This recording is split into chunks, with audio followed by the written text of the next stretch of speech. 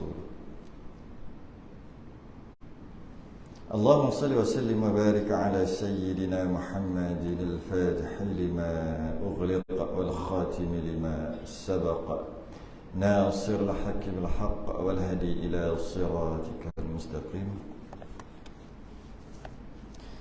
صلى الله عليه وعلى آله وأصحابه حق قدره ومقداره العظيم.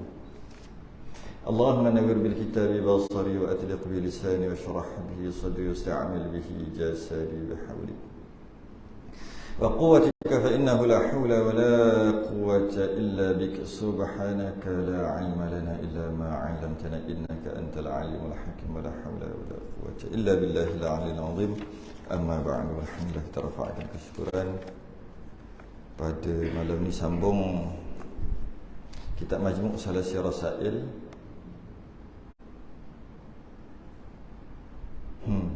Ikut catatan saya ni, kali terakhir kita 2 bulan lepas, bulan 3, awal bulan 3. Ini awal bulan 5, maknanya 2 bulan lah kita cuti kitab ni. Ada betul tak? Kalau ikut catatan tu lah, dalam masalah pembuatan cuka, hukum hakam dalam buat cuka, kita bahas tu tapi separuh saja. Lepas pada tu tak habis, separuh muka surat 101 tu kita berhenti dekat 101 tu, tak sempat habis sebab masa kat waktu tu dah 1 jam lah. Jadi kita berhentilah kat situ bulan 3, dan sambunglah kita bulan 5. Ingat lagi ke macam mana cara-cara hukum hakam berkaitan dengan pembuatan cuka ni? Sebab lama sangat dah. Kita cuba baca sikit. Kita berhenti dekat masalah tu. Kalau yang Jawi muka surat 39, yang Rumi muka surat 101. Kalau nak kira kita berhenti dekat situ lah, hukum hakam pembuatan cuka.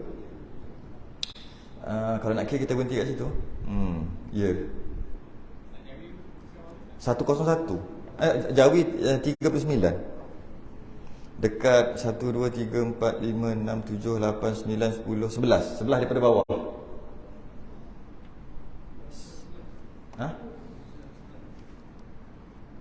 Jangan bertukar, tengok dulu. Biasalah cuti mak mungkin. Jangan bertukar kitab. Kita ada 3 kitab kat sini. Hari ni hari Khamis. Sebab kitab ada lagi, ingat setengah tempat tu kita hilang lah. Baru hilang. Muka surat sebelah tu kitab lain rasanya. Ni muka surat 39. 101 kan? Cuka kan? Cuka, betul.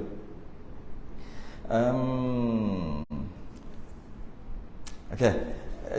Kita baca balik sikit lah, awal balik. Sebenarnya kita dah baca ni. Kalau lupa tu boleh tengok rakaman yang lepas.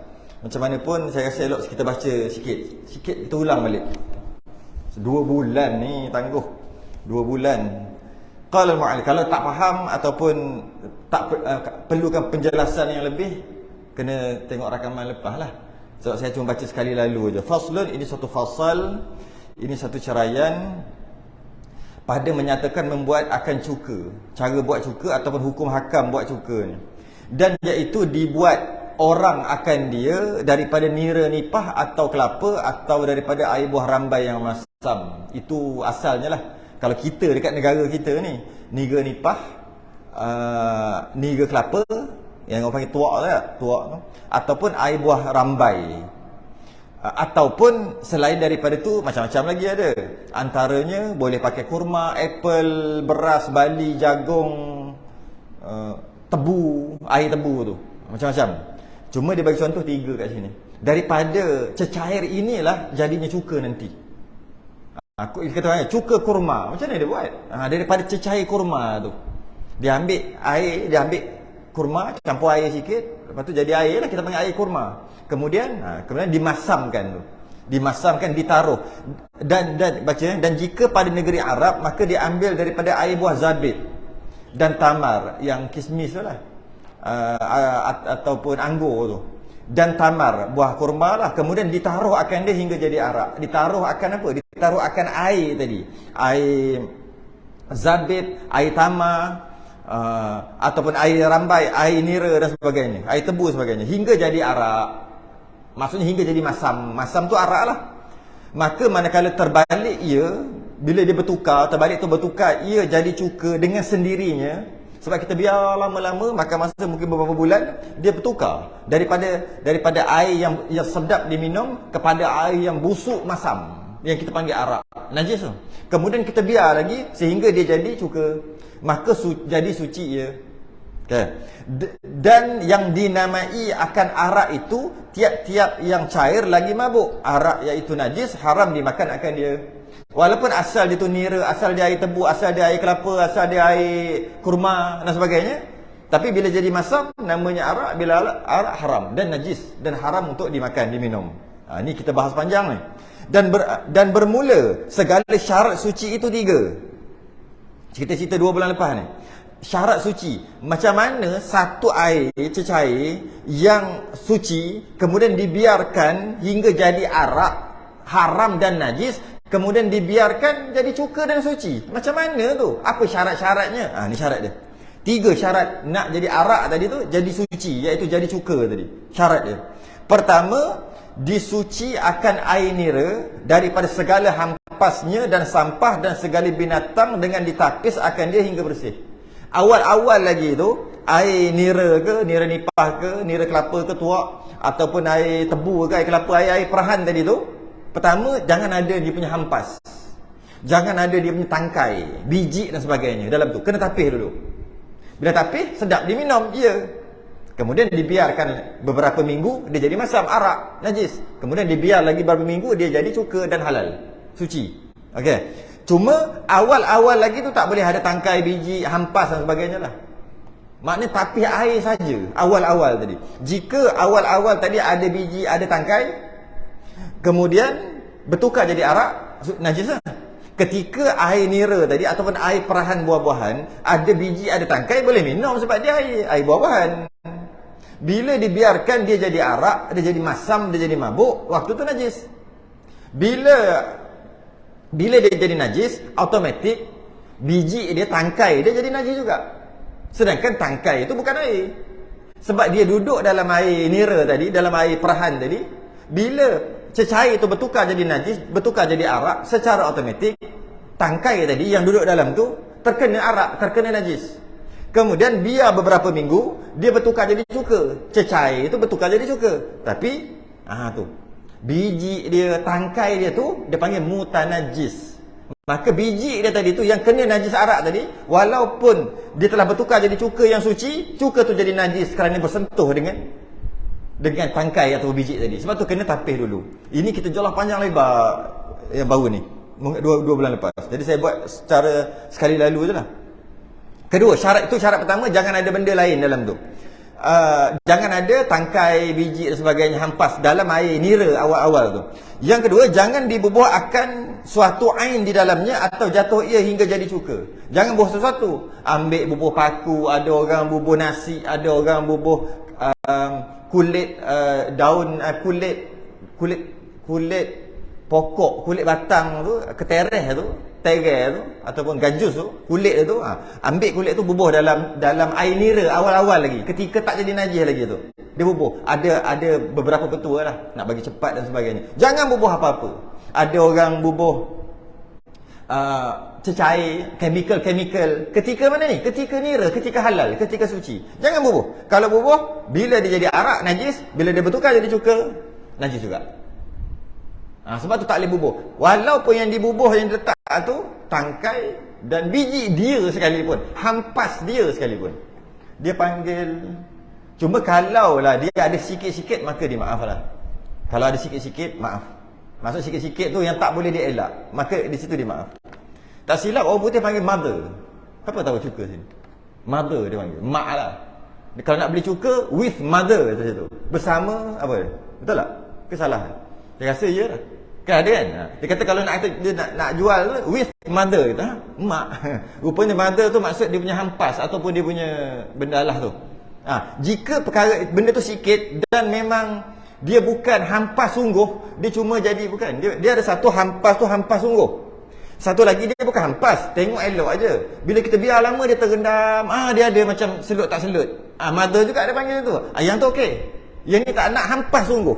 Sepatutnya bila kita ambil kurma ke apple ke apa ke, kita buang hampas dia. Ada balance sikit-sikit yang termasuk tu, maaf. Yang kita tak nak hampas dia bubuh sekali. Jadi mother tu kena check dululah. Sebab memang terkenal, sebab dari segi khasiat, kalau beli cuka, makan cuka, dia sekali tambah cuka apple, dia dengan mother tu lagi lebih banyak dia punya khasiat, dia punya mother tu. Dia punya, apa dia panggil istilah bahasa Melayu panggil apa? Hampas lah kan. Tapi memang kalau kau nak beli, kau beli. Tak ada, patut beli with mother. Bau dia khasiat, memang betul pun. Cuma pastikan mother tu apa? Mother tu maksud hampas yang memang disengaja letak, maka tak boleh makan cuka tu. Haram. Najis. Tapi kalau mother tu dengan maksud dia dah buang hampas segala-galanya, tapi bila dah lama tu dia akan mendap. Dia macam selut tak selut tu.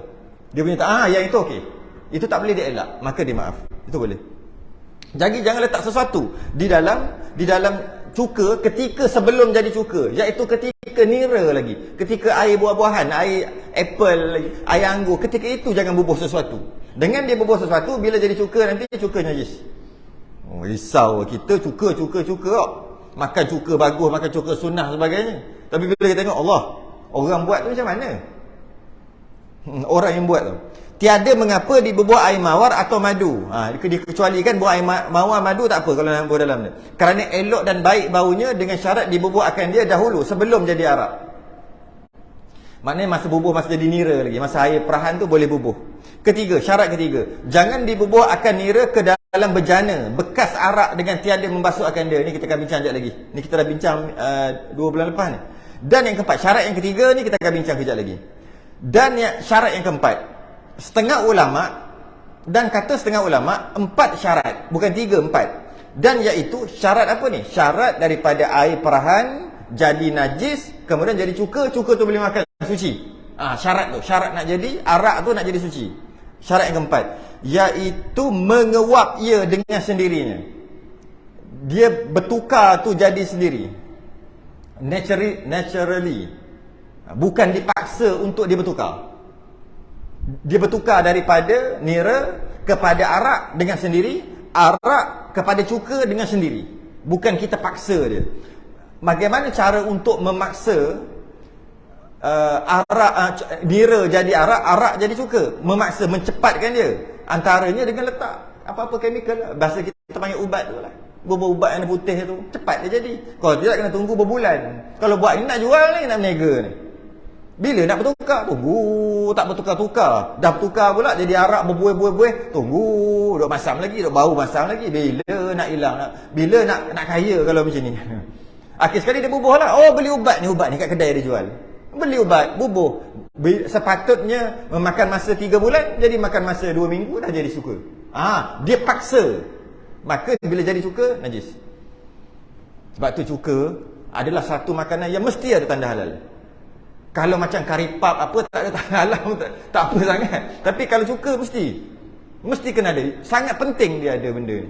Cok halal. Kadang-kadang kita tengok biskut ada cok halal. Iyalah baguslah.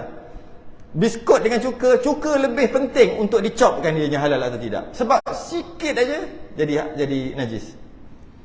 Sikit aja. Jadi jangan paksa ianya bertukar. Dan dia bagi contoh apa? Contoh dulu. Maka jika menguap jadi itu dengan sebab panas matahari, maka tiada suci ia.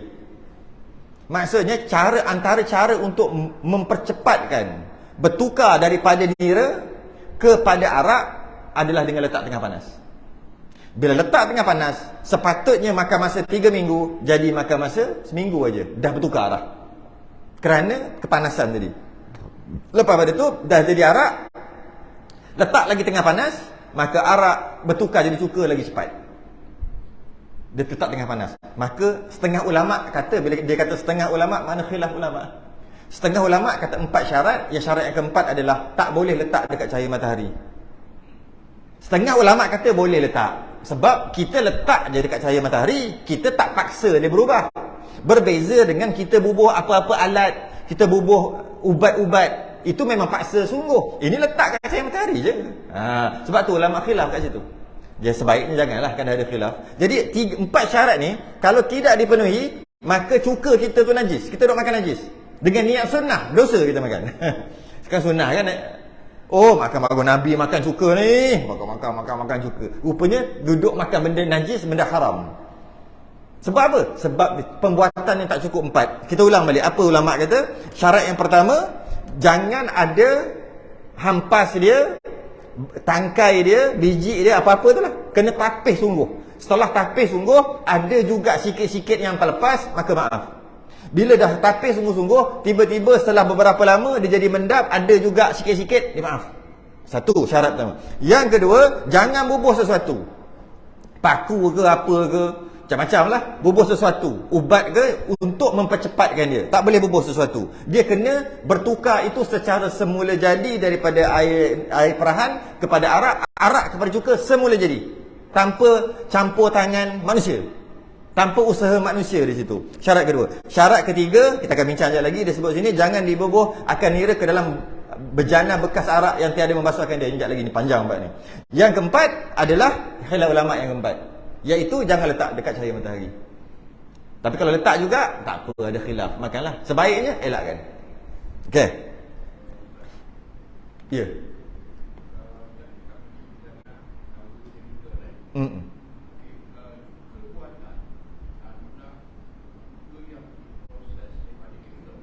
Okey. Sebenarnya tu rasanya ada orang tanya gitu tu.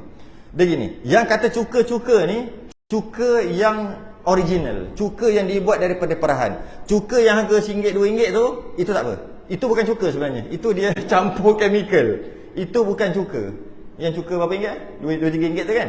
Yang putih tu, itu bukan cuka. Itu cuka buatan dia panggil lah. Cuka tiruan. Cuka tiruan. Itu bukan cuka. Yang kita bincang cuka ni, cuka original yang RM70. Besar ni tu. Bukan yang RM3-4. Yang itu tak ada masalah. Sebab dia panggil cuka buatan, dia panggil. Tak ada masalah. Okey, habis. Yang itu yang kita bahas 2 bulan lepas. Ingat lagi? Ingat tak? Tak ingat. Saya ulang tadi dalam masa 15 minit. Kita bahas tu sejam tau. Ada rakaman, boleh tengok dalam rakaman nanti. Okey, yang lepas kita sambung yang kita tak masuk lagi. Qala al-mu'allif rahimahullahu taala. Masalah. Ini nak bahas tentang syarat yang ketiga tadi. Yang kita langkah tadi, syarat yang ketiga. Masalah tu. Tiada suci cuka dengan sebab tuang arak. Maknanya cuka tu sepatutnya suci, tapi jadi tak suci, jadi najis.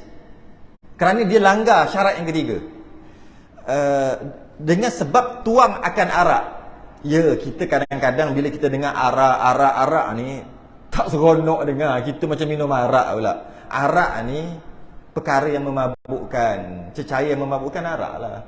Cuma arak Melayu sekarang, arak yang todi, arak yang mabuk tu, memang arak dulu pun gitu. Orang dulu sebut arak tu biasa je.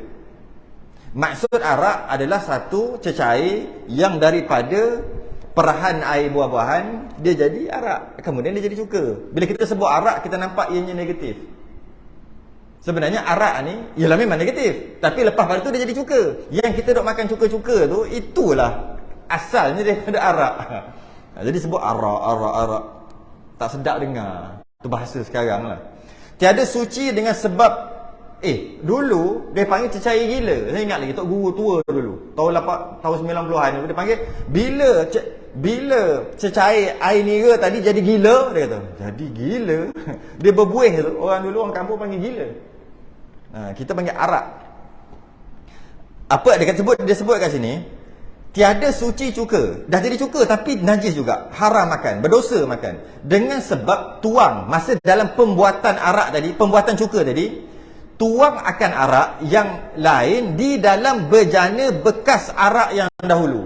Kemudian selepas daripada kering bejana itu dengan tiada membasuh akan dia. Macam ni kita faham. Yang pertama dari segi bahasa. Bejana bahasa dulu. Bahasa sekarang kita panggil bekas. Habis bejana bekas. Bekas tu apa pula? Jadi payah siap kita tukar ayat supaya kena dengan bahasa sekarang. Bejana tu kita letak tempayan lah. Bekas, tapi kita nak faham kita tak tempayan. Okay? Bekas tu maksud sekarang bekas apa maksud bekas? Bekas macam bekas juga. Maksud bekas tu bukan. Bekas ni maksud dia, contohnya kita bubuh air, letaklah dekat kolah lah, buat contoh kita buat letak kolah air. Kemudian kita guna air kolah tu turun, kita nampak basah. Kita kata air tadi banyak ni, tinggal separuh. Mana mau tahu? Ada bekas. Bekas apa? Bekas air tu. Tu bekas juga ada panggil. Jadi bekas ni bejana bekas. Bekas ni bukan bekas-bekas. Bukan bekas. Bekas ni maksud apa? Kesan. Kesan. Tu bahaya baca kitab. Bejana bekas. Oh, maksudnya bejana bekas lah, bekas. Tak. Bejana tu bekas dah. Bekas yang kedua tu bukan bekas-bekas. Kesan. Jadi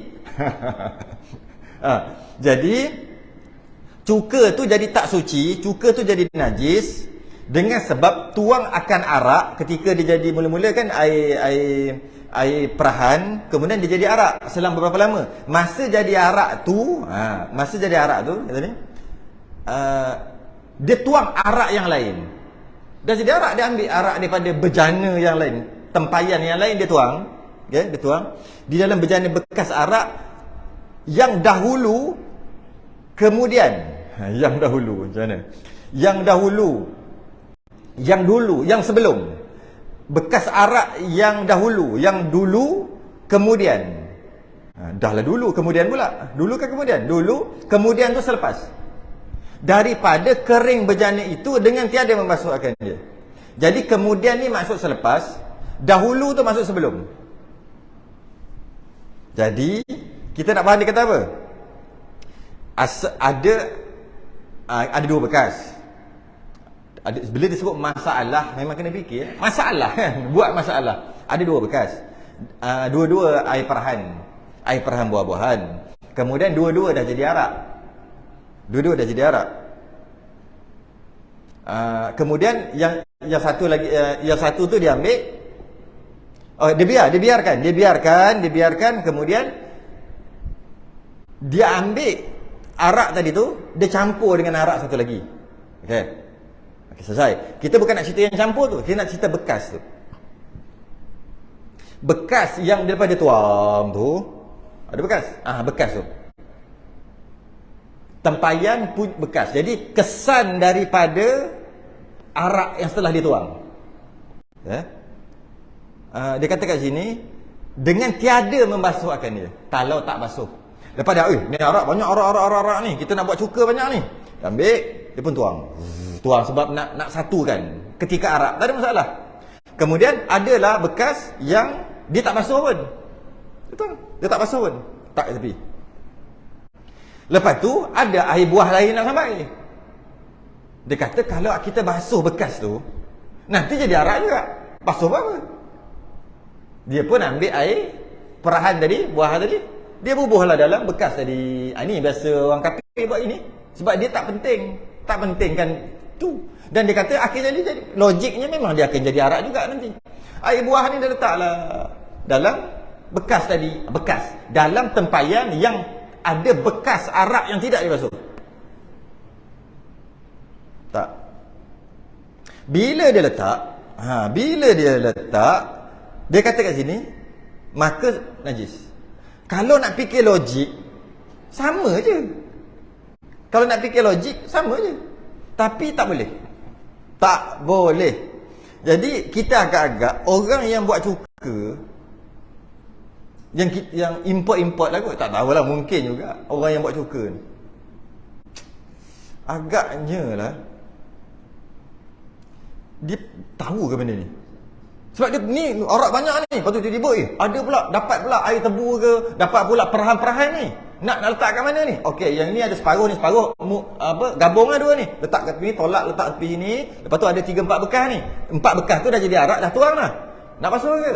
Basuh buat apa? Kalau basuh, Lepas ni kita letak air buah tu, air buah baru, nanti jadi arak juga. Tuang aja. Masa dia tuang tu, okay? Dia tuang, yang campur tu okey, yang tuang. Dia tuang, dia biar je lama sehingga beberapa minggu jadi arak. Kemudian jadi cuka. Cuka tu najis. Risau je. Kalau baca satu-satu, risau. Risau nak makan, risau nak makan. Yang buat cuka tu ngaji ke tak? Apa dia? Sangka baik boleh. Dia tengok martabat kita. Kitanya kita fiqh, wajib usul. Wajib masuk dapur dia, wajib pergi rumah dia, wajib pergi kilang dia. Tak wajib. Yang buat orang Islam nampak okey aje. Memang boleh pun jelah. Saya tak cakap dari sudut fiqh. Dari sudut tasawuf. Dari sudut tasawufnya, dari sudut fiqh tak wajib usul. Oh, ini halalnya, halal dia kata. Halal, ambil jelah, hantam sajalah. Memang pun. Kalau nak guna martabat tu dah sah. Martabat fiqh, martabat zahir, nahnu nahkumu bizawahir. Kita berhukum benda yang zahir. Tak payah sibuk-sibuk nak cek-cek, nak tanya-tanya, tak perlu. Sebab kita nampak elok, kita nampak okey. Saya selalu bagi contoh, kita masuk kedai tom yam.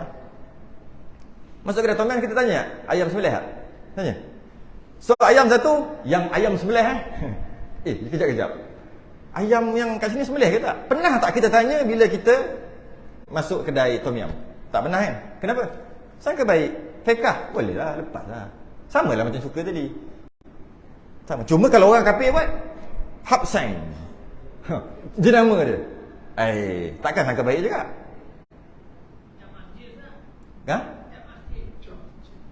Cap masjid okey lagi.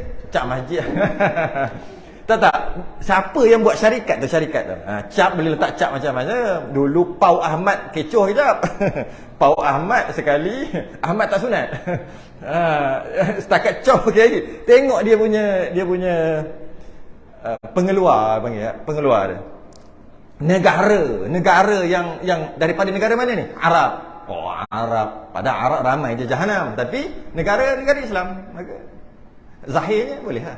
Cuma dari segi itu kalau muda-muda, kalau dah umur 40-50 ke atas, tasawuf lah sikit, pekoh sokmo. Asal tak sampai bila masuklah tasawuf sikit. Jagalah makan sikit. Dah apa kata? Penghujung kan ni. Masa tu dah penghujung, jagalah lebih sikit. Gitu je. Memang nak fiqh juga boleh. Cuma risaulah, sangat merisaukan. Sebab apa? Kita ambil ilah dia. Kenapa jadi tak suci? Sedangkan bekas tu bekas arak. Bila tuang, arak nanti yang kita tuang tu akan jadi cuka. Bekas dia tu memanglah bekas arak, bekas najis. Bila kita bubuh air buah, air nira yang lain, yang air perahan buah-buahan yang lain, yang ni, dia akan jadi arak juga. Kalau basuh ke tak basuh sama je, kan? Kenapa? Gini. Cuka bila berubah daripada air perahan kepada arak, dia jadi najis. Bila arak tu najis, arak tadi berubah jadi cuka, dia jadi suci, ya. Perubahan tu mestilah dengan dirinya. Contoh, saya bagi contoh macam ni. Nira suci, kemudian jadi arak. Arak najis, masuk tak cicak sebiji. Masuk tak cicak sebiji dekat arak tadi, sama-sama najis. Okey. Kemudian bertukar jadi cuka. Cuka tadi tu najis. Sebab cuka tu dia bertukar betul secara semula jadi, tapi dia ada najis lain. Najis lain tu tak boleh. Dia kena najis diri air buah yang bertukar jadi arak tadi, biar diri dia bertukar jadi cuka. Dia tak boleh ada yang lain. Ketika air tu air perahan diletak dalam bekas yang tak dibasuh, kesan daripada arak, bila bercampur, arak tu bukan dia, tu ada yang lain, najis lain. Najis lain pun air buah, asal buah juga, itu asal buah, tapi tetap dia panggil najis lain. Dia tetap dipanggil najis yang lain, bercampur dengan najis yang lain. Maka tak boleh. Sebab tu tak boleh. Maka tiada suci. Okey, kita tengok baca sikit lagi. Dan kata Ibn Qasim, Kata Ibn Qasim, dan jika dituang oleh seorang akan arak atas arak yang lain. Yang ini pula kes bila tadi separuh-separuh ambil bekas ni tuang dekat satu lagi kan. Bila dituang ni cerita apa pula yang dituang, dicampur ni. Yang bekas kosong kita dah bincang tadi, yang campur ni. Dia tuangkan arak yang lain di dalam kan. Kata Ibn Qasim, dan jika dituang oleh seorang akan arak atas arak yang lain, campur dua arak.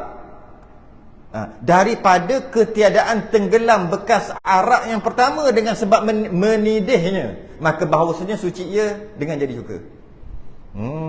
Yang ni nak bincang bukan pasal tu, nak bincang pasal apabila kita biar air perahan buah-buahan, kita biar dia jadi arak, kita dah tahu. Dan bila jadi arak, dia akan ada buih. Buih dia akan dikena dinding. Dinding bekas tadi lah, tempat yang tadi, dia berbuih. Asalnya, kalau kita tengok, kita bubuh dalam bekas, ada bekas kat ni lah, kita tanda lah sekat ni. Tapi itu bila ketika dia jadi air perahan, air nira. Ketika dah dia gila, ketika dah bertukar jadi arak, dia lebih. Tapi yang lebih tu bukan air, buih.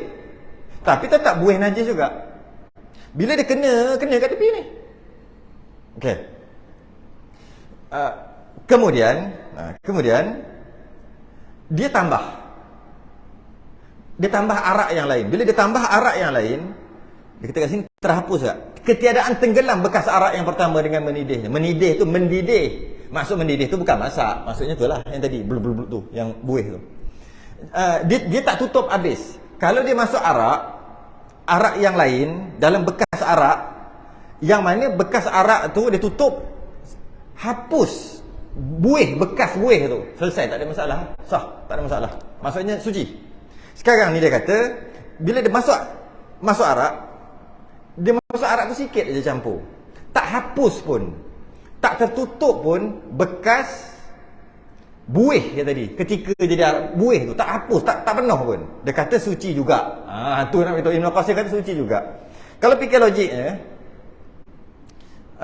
tak suci lah. Tapi sebab buih tu kita tak boleh buat apa, dia memang ada. Contoh bila kita buat air perahan tu jadi arak, dia ada buih kat tepi dia. Kat tepi tu ada buih. Bila kat tepi tu ada buih, bila jadi cuka, buih tu hilang. Soalannya buih tu mestilah kena dinding tu kan. Dinding tu suci ke tak? Satu soalan. Soalan kedua, kita tak payah tengok atas tu, kita tengok dinding bekas tu. Bila bubuh air perahan, suci. Ini bukan cerita, ni cerita apa? Cerita dinding ni. Suci lah, sebab air perahan, air nira. Setelah 3 minggu jadi gila, jadi arak. Maka air tadi, cecair tadi, arak najis kan? Kena dinding bekas jadi najis tak? Jadi najis lah. Okay. Bila dinding tu jadi najis, setelah beberapa minggu dia bertukar jadi cuka. Apa yang bertukar jadi cuka? Air tu. Dinding dia bertukar, suci tak? Sepatutnya kekal lah kan, kekal najis sepatutnya, tapi dimaafkan. Sebab apa? Sebab darurat. Kalau tidak, nak buat cuka je. Kita beri contoh lagi. Kolah masjid, lebih 2 kolah lah, maksudnya boleh celup-celup.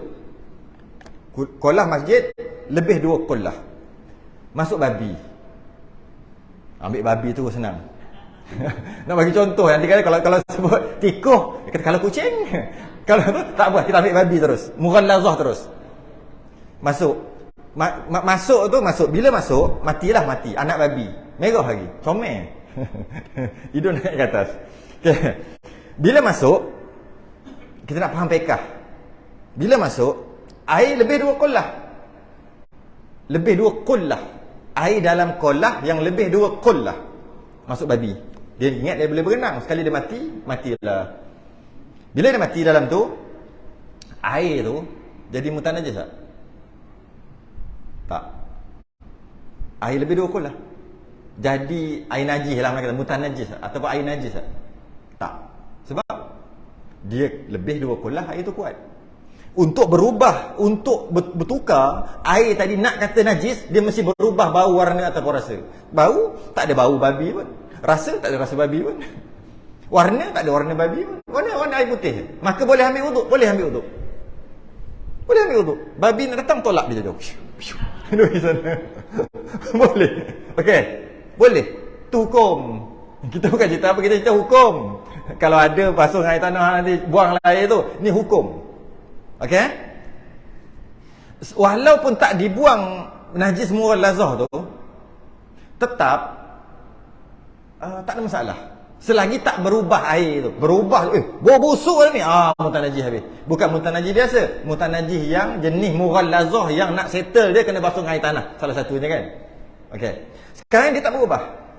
Pakak-pakak guna ambil air sembahyang, ambil wuduk. Air Jumaat lah tu pakak-pakak ambil. ambil. Babi biarkanlah. Biarkan. Ambil je. Sah. Okey. Dia turun. Habislah dah guna air. Komok. Okey. Boleh. Turun. Kurang 2 kullah. Dah kurang, tak cukup dah 2 kullah. Bila tak cukup 2 kullah, dia berubah ke? Dia tak berubah ke? Najis kan? Air 1 baldi, masuk sikit je tahi cicak. Terus jadi mutan najis walaupun tak berubah kan? Sebab air tu tak kuat, dia kurang 2 kullah. Maka bila dia masa duk guna-guna, dia kurang 2 kullah. Bila dia kurang 2 kullah air tadi, maka air itu najis. Okey. Air najis. Dinding najis tak? Saya nak cerita apa sebenarnya ni? Nak cerita dinding kolah. Sebab nak kenakan dengan dinding tempayan nanti. Untuk faham, untuk matchingkan dua perkara ni. Tapi kena faham yang tu dulu. Ketika babi masuk dalam kolah yang air dia lebih 2 kullah dan tak berubah bau, warna dan rasa, dinding tu suci. Air pun suci. Yang mughallazah, babi tu saja. Pegang dia, sudah, apa suruh pegang? Pegang air tak apa. Okey. Jadi dinding kolah yang dalam tu yang kena air tu suci. Sebab babi tak kena kat situ, dia main kat tengah. Buatlah masalah tu. Kalau dia pergi pump bertepek kat tepi, barulah najis. Ni tak kena, duduk main tengah. Maka dinding tu suci. Okey. Bila pakai air turun kurang 2 kullah, maka air dah tak kuat dah. Air tu mutan najis. Bukan mutan najis jenis biasa macam tai ayam, bukan. Mutan najis jenis mughallazah. Dan nak cerita apa? Dinding tu. Dinding yang masih ada air lagi. Dinding yang dah tak ada air tu tak apalah, suci lah kan. Dinding yang ada air tu najis tak? Najis. Mutan najis. Dinding dia dah najis lah. Yang mana kena air tu lah. Sebab air tu dah mutan najis. Dinding mutan najis lah. Macam mana nak settle ini cerita? Tambah air. Bila dia tambah air lebih 2 kullah balik, air tu suci. Padahal tadi masa dia duduk sini mutan najis. Kalau kena kat setitik je air tanah, siap air tanah. Kena sikit je, mercik Allah kena kat sini, cari air tanah tu kat sini. Tak buka air pipe, buka dia tambah sikit. Dah lebih 2 kullah, dah naik dah lebih 2 kullah. Suci balik air tu, boleh pegang.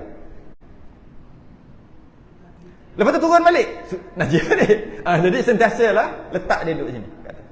Okey, walaupun setelah dia dah naik lebih 2 kullah, buang babi tu, tetap juga dinding tu mutan najis juga. Sebab nak hilang mutan najis yang jenis mughallazah kena dengan air tanah salah satunya. Okey.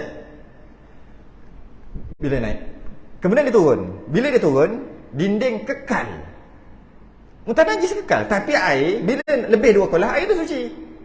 Bila air tu turun kurang 2 kullah, air tu jadi mutan najis walaupun babi dah tak ada dah. Sebab dinding tadi mutan najis. Kena air jadi mutan najis. Air kenapa pula jadi mutan najis? Sebab kurang 2 kullah. Kenapa pula tak suci dah tak suci? Nak selesaikan mughallazah, dia kena dengan air tanah. Masa bila basuh dengan air tanah? Baru basuh dengan air biasa je 6 kali. Bukan 6 kali, entah 6,000 kali dah basuh. Duduk terkena. Tak jadi, dia kena salah satu dengan air tanah. Lepas tu duduk lagi tu. Begitulah sampai kiamat. Apa ni? Dinding tu najis sampai kiamat. Dinding najis. Air belum tentu. Air tu jadi najis jika kurang 2 kullah. Lebih 2 kullah, dia suci. Begitulah turun naik dia.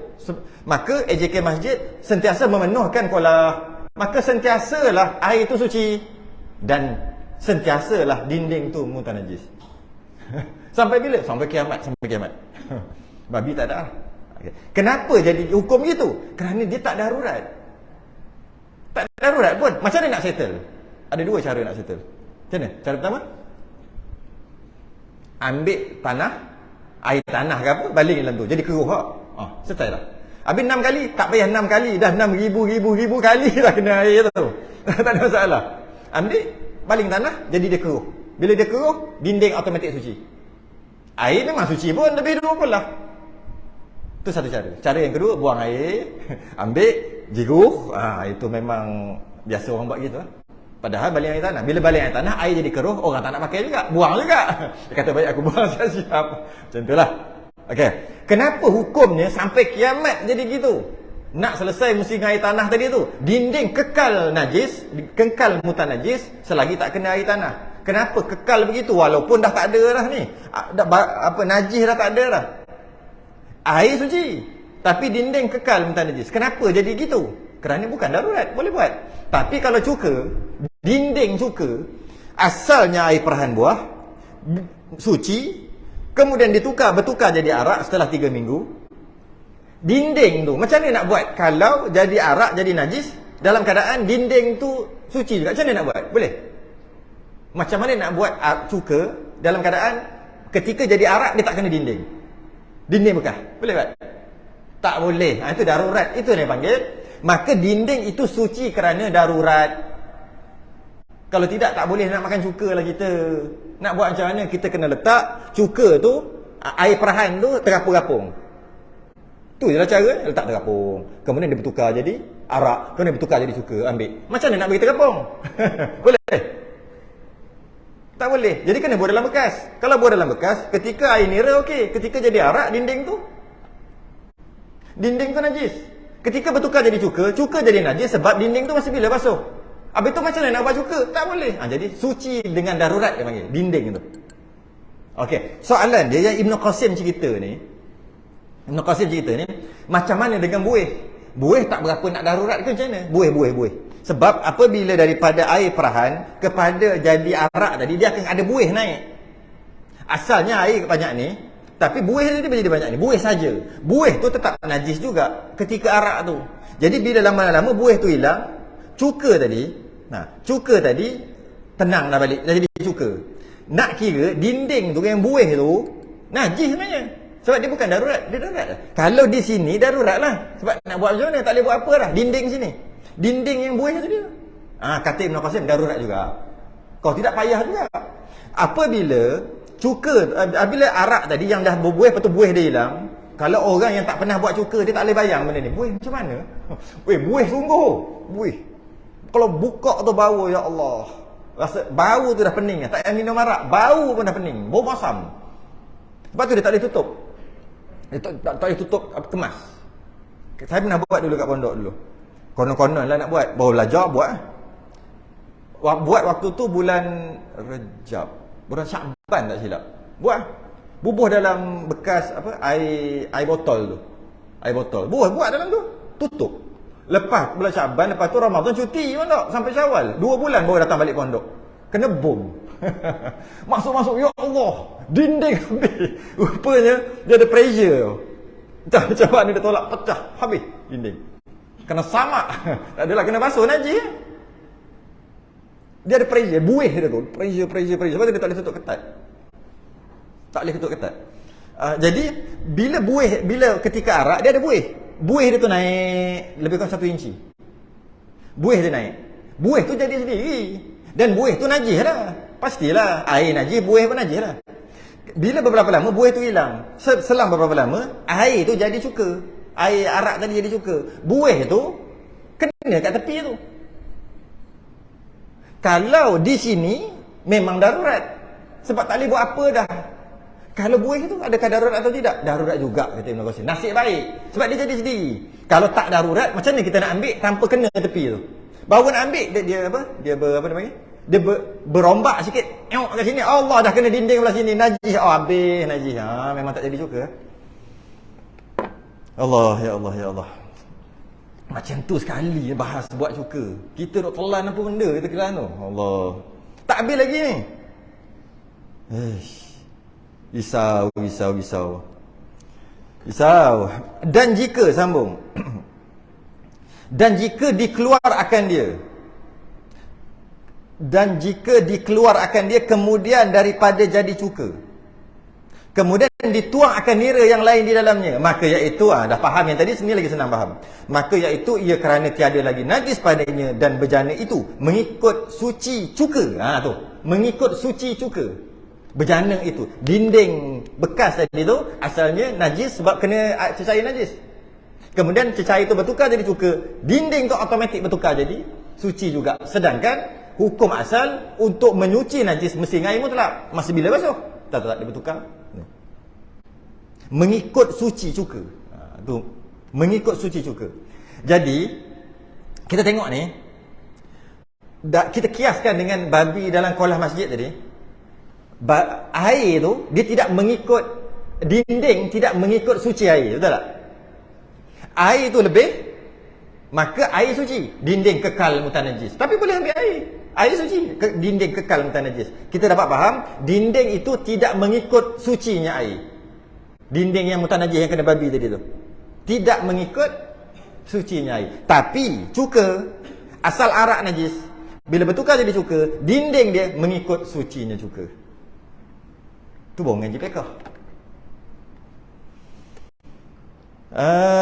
Dikeluarkan dia kemudian daripada jadi cuka. Dan jika dikeluar akan dia kemudian daripada jadi cuka, kemudian dituang akan nira. Asalnya, okey, yang tadi kita bagi contoh arak, kemudian tuang arak tu dalam bekas lain, campur arak yang kosong ni, bekas yang kosong ni yang tak basuh lagi, tuang air nira, najis kan? Tak boleh kan? Okey, yang ni bukan. Dua-dua ni, yang tadi ni dah jadi cuka dah. Bila dah jadi cuka, tuang, sekali campur. Yang ni basuh ke tidak? Nak basuh ke tidak? Arak tadi kena basuh kan? Arak campur tuang, bekas ni kena basuh untuk bubuh air lain. Kalau dia dah jadi cuka, tuang campur, bekas tu kena basuh ke tak? Wajib basuh ke tidak? Ni dia kata. Dan jika keluar akan cecair tadi, kemudian selepas daripada jadi cuka, dah jadi cuka baru campur, baru tuang. Kemudian dituang akan nira yang lain di dalamnya. Okay? Maka iaitu ia kerana tiada lagi najis. Mana najis? Dah cuka tak najis. Dan bejana itu mengikut suci. Bejana tepi tu yang dinding bekas tadi mengikut suci cuka tadi, dan tiada berhajat kepada membasuhkan dia. Tak wajib basuh dah lah. Jadi maknanya ambil nak campur ni, arak ke cuka? Arak. Oh jangan lagi lah. Contohnya tu lah. Nak campur. Sebab apa? Bekas dah tak cukup. Ada air banyak lagi ni. Ada air perahan banyak. Nak buat mana? Bekas dia tak cukup. Yang ni, yang ni campur. Sekejap, nak campur ni cuka ke arak? Buka. Allah. Arak lagi? Tak boleh. Boleh. Campur, kena basuh. Bukan tak boleh. Yang ni dah jadi cuka dah. Okey, ambil, campur cuka yang lain. Bekas dia tu, tak payah basuh. Tuang je air nira yang lain. Risau orang buat cuka ni, cukup risau. Bersalahan jika dipindah kepada bejana yang lain pada waktu jadi arak, maka wajib dibasuh akan dia kerana najis arak itu. Ulang balik cerita tadi. Dia kata bersalahan jika dipindah kepada bejana yang lain waktu arak, bukan waktu cuka, waktu arak. Bila dia waktu arak, dia tuang ke lain, campur, bekas tadi tu masih lagi arak. Dengan maksud dinding tu dinding najis. Bila dinding najis, bubuh apa-apa jadi najis lah benda tu.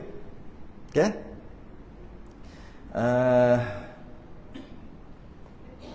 Satu lagi dalam masalah dia mengangkat. Yang ni saya pernah pergi satu kilang dulu, kilang buat cuka tu. Dia tak tahu benda ni. Tapi tak tahulah, saya tak berani nak cakap macam mana. Tapi dia tak mengamalkan tu. Tak tahulah mazhab lain ke apa. Apabila tengah jadi arak tu, dia ada buih. Buih tu dimaaf sebab darurat. Kalau tidak payahlah nak buat cuka kan. Buih tadi tu. Dinding memang lebih-lebih darurat lagi, dinding bekas tu. Macam itu dia jadi sendiri. Macam mana kalau kita yang goyangkan? Contohnya kita angkat. Tengah jadi arak ni. Oh, ni tak cukup tempat ni. Angkat, buh kat tepi. Susun elok-elok. Angkat bertutup ni. Masa angkat tu bergoyang tak? Mestilah bergoyang. Bila bergoyang tu, kalaulah dia tahap ni, bila bergoyang, dia separuh ni, katalah separuh ni. Arak tu ada separuh. Bila angkat, mesti bergoyang. Bila bergoyang, dia sampai sini agak-agak. Ada lah kot. Kalau buih dia tu, otot yang jadi sendiri, mungkin sikit je. Ni yang bila digoyang. Sampai sini kot. Tambah yang angkat tu tak berapa kuat. Tak tumpah tu begini. Maka dia pergi habis ke sini. Ke atas ni. Okey. Bila dia pergi ke atas ni, habis, kemudian sampai ke destinasi letak, maka dia tenang balik. Adakah dimaafkan juga bekas tadi? Tak maaf. Sebab apa? Sebab kau buat. Kenapa buih tak dimaaf? Sebab dia jadi sedih. Kenapa dinding yang ada air tu maaf? Sebab tak dia nak buat apa dah. Dinding bekas. Tapi kenapa bekas tu tak dimaaf? Sebab siapa suruh angkat? Bila dia angkat, dia bergoyang, maka seolah-olah dia sapu najis kat tepi ni. Seolah-olah. Apabila bertukar jadi cuka, maka cuka tu pakai akal je lah. Cuka tu terus terkena dinding. Dinding najis yang dah tak ada dah. Dah tak ada dah air tu sebab dia dah tenang kan. Kena, maka cuka tu jadi muntah najis. Tak boleh. Macam mana nak selesai masalah ni? Nak selesai masalah ni bila dah halih-halih sudah. Dia jadi arak ni, masih arak. Yang jadi najis bila jadi suka nanti, arak memang najis. Masalahnya kita dah angkat, dia akan dah pergi sampai ke atas ni dah. Dia punya bekas. Sudah, nak macam mana? Ambil arak lain, tuang sehingga hapus bekas tadi. Bila dia jadi cuka, selesai. Faham kan? Kalau angkat, dia bergoyang, letak je kat tepi, bila bertukar jadi cuka, cuka tu najis. Sebab cuka tu telah terkena bekas yang sengaja dibuat. Angkat tu kira sengaja. Habis dia kena juga buih. Buih tu tak sengaja, dia jadi sendiri. Habis macam mana nak selesai? Lepas angkat arak tu, pergi sana, dia dah berkocak gitu, dia naik tinggi sini kan. Asalnya air sini je, bekas sampai sini. Ambil arak yang lain, ambil tuang sampai atas ni. Penuh, tutup. Bila tutup, bila bertukar jadi cuka, dinding jadi suci automatik. Logik logik. Nampak logik dia? Lagi baca risau. Macam mana dia orang buat? Allah. Okey. Buku apa dah? Kena baca ni. Okey. Dan terkadang, dan terkadang jadi cuka daripada ketiadaan arak dahulunya. Wow, macam mana? Kadang-kadang kita tahu cuka jadi mesti lalu ikut arak. Air perahan, nira, arak, cuka. Mesti. Dia kata ada nira terus cuka. Macam mana? Seperti dibubuh akan nira di dalam cuka yang lama, maka jadi cuka je. Tu cara tipu tapi tak sedap. Saya dah rasa dah tak sedap. Cuka dah siap. Dia ambil nira sikit, tak boleh banyak. Contohnya cuka banyak ni, ambil nira 1 sudu. 2 sudu lah, letak. Nira tu automatik bertukar jadi cuka tanpa lalu ikut arak. Tapi rasa dah tak sedap lah. Tak ori lah. Sebab apa dia buat gitu? Untung lah. Ni orang Malaysia tahu lah ni. Untung macam mana? Contohnya, dia jual banyak ni RM70. Mahalnya cuka RM70. Cuka original lah mahal. Susah nak buat. RM70. Cuka RM70 dia ada liter-liter lah. Dia tambah lagi 2-3 sudu air nira yang tak perlu dibuat cuka pun. Cuka nak jadi berapa bulan. Jadi lebih sikit. Dia boleh letak situ apa? Harga lebih sebab liter dah lebih. Tapi tak sedap lah. Siapa buat itu memang tak laku lah cuka dia. Tapi boleh. Kalau logiknya, nira tadi akan bertukar jadi arak tu pula akan terkena dengan cuka yang lama. Tak. Dia bertukar automatik daripada nira kepada cuka tanpa lalu arak. Dan alamat jadi cuka. Ni tanda. Alamat jadi cuka itu dengan masam rasanya. Nak tahu macam mana ni? Ni mabuk ke tak mabuk? Nak test mabuk pula aku ni. Apa tandanya? Tandanya jadi masam. Bau masam. Bau masam. Bau cuka lah. Bau masam. Maka jadilah cuka. Bila jadi cuka, bolehlah makan. Dan jika tiada sehingga masam sekalipun, halal dimakan dia. Masam tu tanda je. Kalau kita buat cuka, tiba-tiba tak masam-masam. Halal juga. Tapi tak ori lah, dah jadi tak pandai buat. Dan cuka itu penghulu. Dan cuka itu penghulu daripada segala lauk nasi. Jangan main. Penghulu. Maknanya dalam banyak-banyak lauk terbaik adalah cuka. Bila saya sebut cuka original. Saya makan baru ni di Kedah baru ni makan apa, masak cuka tu. Masak cuka dia panggil. Yang ada, Allah saya tak ingat dah apa masakan tu. Biasa ikan tu dia masak cuka dia panggil. Masak cuka kan dia panggil, istilah dia. rasa itu bukan masak cuka. Dia bubuh cuka tu lah, cuka yang 3-4 ringgit tu. Masak apa? Masak acar. tak original tu. Ini cuka betul. Dia kata, wah ni sunnah. Apa aku? Ini yang 3 ringgit. Yang warna putih tu. Yang jernih tu. Itu cuka buatan. Sebab tu itu cuka buatan. Harga 3 ringgit. Cuka 3 ringgit. Siapa nak buat? Punyalah renyah nak buat. 3 ringgit dia jual. Ni cuka original. Cuka adalah penghulu segala lauk.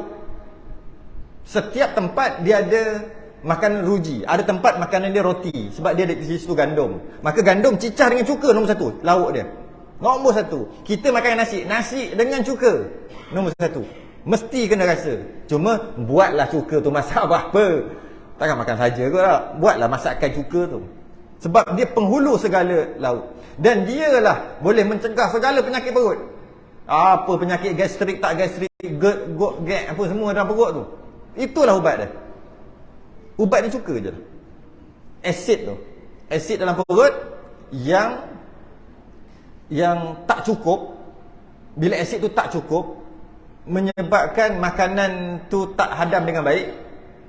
Menyebabkan apa dia panggil splinter, apa benda yang penutup ni. Bila kita telan makanan dia terbuka kan. Makanan masuk dia tutup. Tu ni. Yang dekat sini ni. Ulu hati ni. Apalah nama tempat ni. Dia terbuka tutup lah. Kalau tidak kita telan je mana. Kan dia terbuka gitu. Terbuka kita terbalik, keluar lah balik. Asal tak keluar. Dia ada dia punya tu. Dengan kurangnya asid perut kita, benda tu terbuka. Banyak asid benda tu kapit. Tutup rapat. Macam mana nak membanyakkan asid perut tadi tu? Asid baik lah. Yang baik tu antaranya dengan khal. Dengan ni lah. Dia panggil khal ataupun apa? Cuka. Makan cuka. Ada orang dia ambil cuka apple, dia bubuh 2 sudu dalam air 1 gelas, baru minum gong gitu. Campur air. Memang sangat khasiat. Jadi penghulu segala lauk nasi. Lauk nasi. Nak makan nasi, penghulu dia adalah cuka. Mesti ada. Mesti ada dan iaitu lauk segala anbiya yang dahulu-dahulu. Nak tahu Nabi kan, Nabi suka makan kurma, kita tahu dah yang lain-lain. Jangan lupa apa cuka juga. Khal ni cuka. Makan. Sebab dia adalah makanan para anbiya. Nabi dulu makan cuka. Tapi asal cuka air perahan buah, arak, cuka. Tu asal usul dia. Okey. Dan dapat pahala. Ya Allah, dapat pahala makan. Tak nak beli lagi. Kalau saya jual mesti laku hari ni. Kita bukan jual cuka. Dapat pahala. Orang yang minum tu maksud makan lah. Minum makan cuka. Tapi dengan niat mengikut sunnah Nabi SAW. Yang besok minum cuka tadi salah. Jangan ambil gok gitu. Ambil buah dalam 1-2 sudu kan. Bubuh. Biasa cuka apple lah.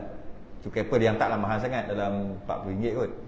Lepas tu campur RM30-40, campur dalam air segelas. Nak minum lah macam minum. Daripada minum air kosong. Gong tak rasa sangat pun.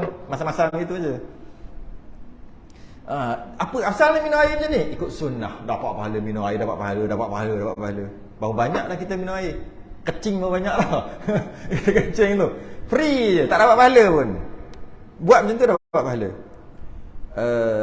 Maka barang siapa hendak membuat ia akan cuka, ini amaran siapa nak buat cuka, maka hendaklah ia menuntut akan kaifiat, cara pada membuat akan dia cuka, supaya tiada jadi najis cuka itu dan lepas daripada dosa atasnya. Siapa nak buat cuka hati-hati, tak belajar, silap jadi najis, jual kat orang, jual beli tak sah, maka haram, berdosa, panjang cerita.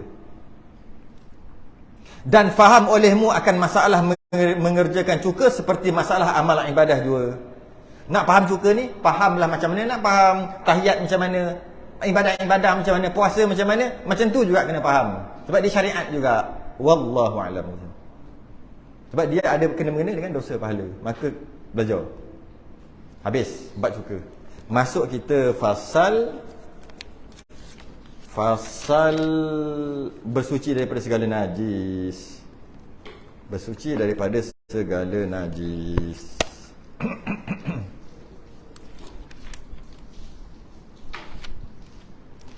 Tangguh dulu. Sudah yang tasbih kafarah dan mustalatan subhanakallah. La ilaha illa anta. Alladzina amanu wa 'amilus shalihat. Assalamualaikum warahmatullahi wabarakatuh.